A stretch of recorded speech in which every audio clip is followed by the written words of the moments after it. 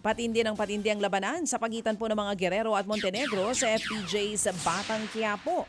Sa bawat sagupaan, abay may namamaalam. Tuluyan nang sumabog ang galit ni Santino na karakter po ni Ronaldo Martin kay Edwin na ginagampanan naman ni Ping Medina. Ang engkwentro nangyari habang tumatakas sina Santino at Erica mula sa grupo ni Angkong.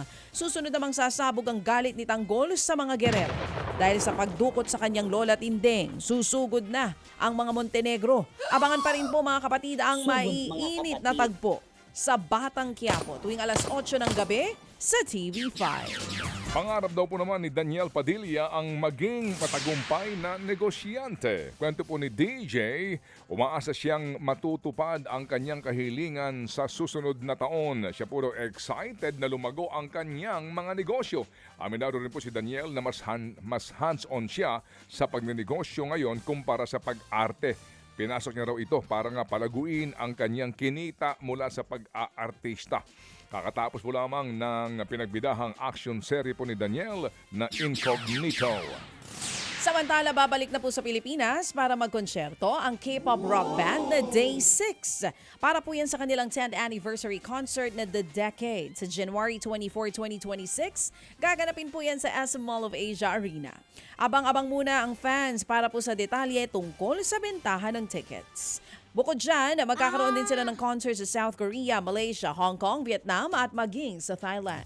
Kinumpirma ho naman ng social media star na si Bretman Rock na hiwalay sila ng kanya pong boyfriend na si Justice Fester.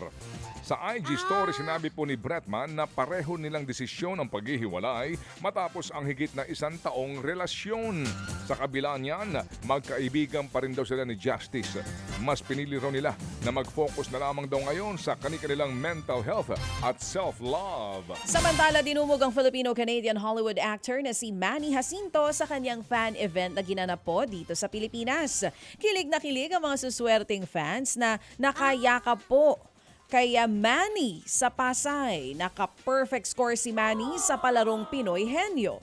Ngayon po,